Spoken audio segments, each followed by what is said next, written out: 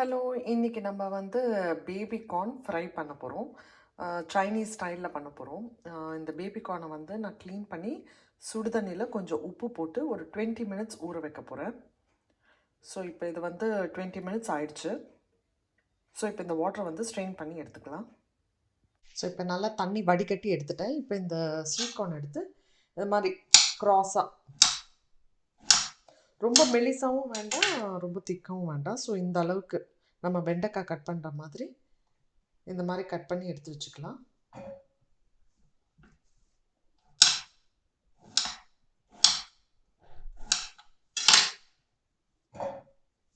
So நான் எல்லா sweet கார்னையும் இந்த மாதிரி கட் பண்ணி எடுத்துக்கிட்டேன். ஸோ இதில் வந்து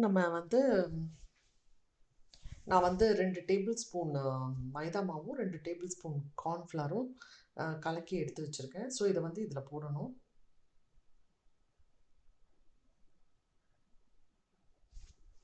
அப்புறம் கொஞ்சம் சால்ட்டு,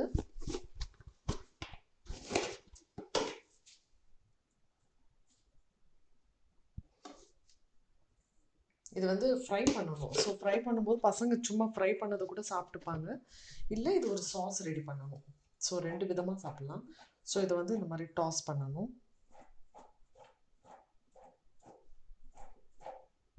இது கூட கொஞ்சம் தண்ணியை ஆட் பண்ணிக்கலாம். லைட்டாக தான் ஆட் பண்ணணும்.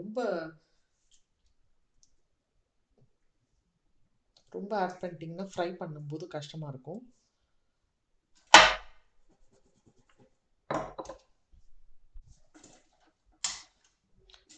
கொஞ்சம் அந்த மாவு வந்து இதோட எல்லாமே ஸ்டிக்காக இருக்கணும். அந்த ஸ்வீட் கார்னோட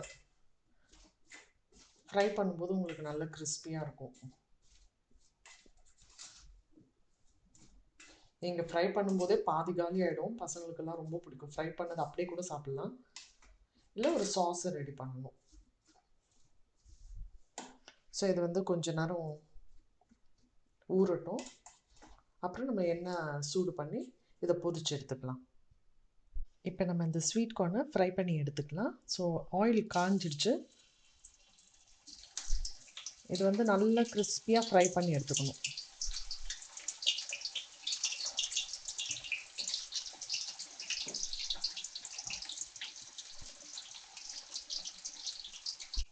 பார்த்திங்கன்னா இந்த அளவுக்கு கோல்டன் ஃப்ரை ஆகணும். ஸோ இப்போ நம்ம இதை எடுத்துடலாம். இது நல்லா கிறிஸ்பியாகவும் இருக்கும். ரொம்ப மாவு போட்டிங்கன்னா ஒரு மாதிரி மாவாக பேட்டராக இருக்கக்கூடாது. சும்மா லைட்டாக டஸ்ட் பண்ணுற மாதிரி இருக்கணும்.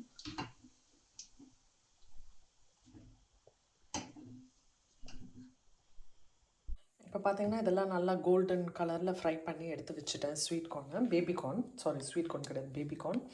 அதுக்கு வந்து ஒரு வெங்காயம் கட் பண்ணி வச்சுருக்கேன், நல்லா பொடி பொடியாக. அப்புறம் ஒரு 5 பல்லு பூண்டை வந்து இந்த மாதிரி ஸ்லைஸ் பண்ணி வச்சுருக்கேன். 3 பச்சை மிளகாய் எடுத்திருக்கேன். அப்புறம் ஒரு துண்டு இஞ்சி வந்து குட்டி குட்டியாக கட் பண்ணி வச்சுருக்கேன்.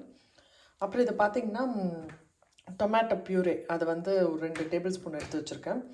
இது வந்து வறுத்த எள்ளு, இது வந்து கடைசியாக கார்னிஷ் பண்ணுறதுக்கு தான் வறுத்த எள்ளு.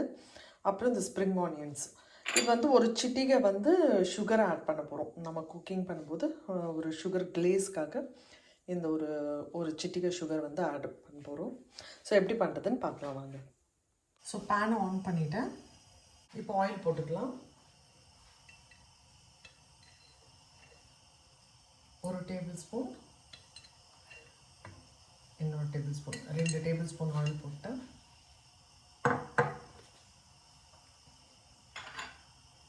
ஃபஸ்ட்டு வந்து ஜிஞ்சர் ஆட் பண்ணிக்கலாம்.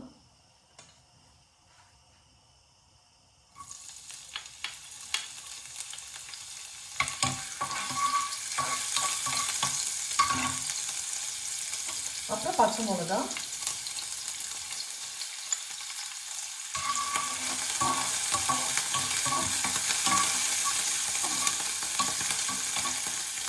அப்புறம் இந்த பூண்டு.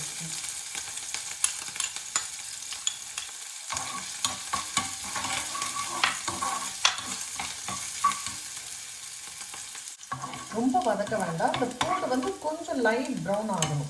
கோல்டன் ப்ரௌன் ஆக வேண்டாம், சும்மா லைட் ப்ரௌன் ஆகிற வரைக்கும் வதக்கிட்டு அப்புறம் ஆனியன் ஆட் பண்ணிக்கலாம். இந்த ஸ்டேஜ் ஓகே. இப்போ வந்து ஆனியன் ஆட் பண்ணிக்கிறேன்.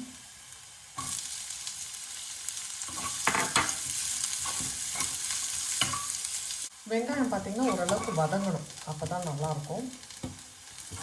ஸோ இது வதங்கினது போதும். இப்போ வந்து இந்த சாஸ், இந்த டொமேட்டோ ஃப்ளூர் இருக்குது பார்த்திங்கன்னா, அதை ஊற்றிடலாம்.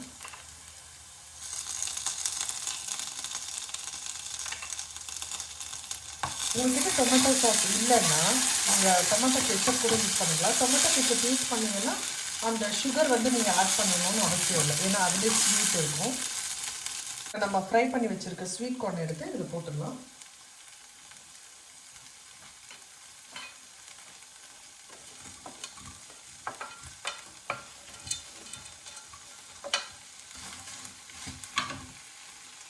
இப்போ நம்ம எடுத்து வச்சுருக்க சுகர் பார்த்திங்கன்னா அதை போட்டுடலாம்.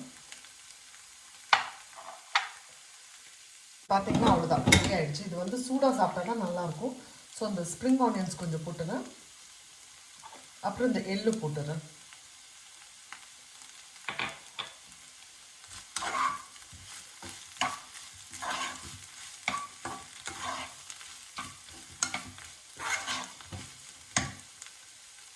இப்போ பார்த்திங்கன்னா காரம், உப்பு, புளிப்பு எல்லாமே இருக்கும். ஸோ நல்ல டேஸ்டியாக இருக்கும். சூடாக இருக்கும்போதே நீங்கள் சாப்பிட்ருங்க. முடிஞ்சிருச்சு, அவ்வளோதான். கேஸ் ஆஃப் பண்ணிவிட்டு பிளேட்டிங் பண்ணிடலாம். நம்ம சூப்பர் பேபி கார்ன் ஃப்ரை வந்து ரெடி ஆகிடுச்சு.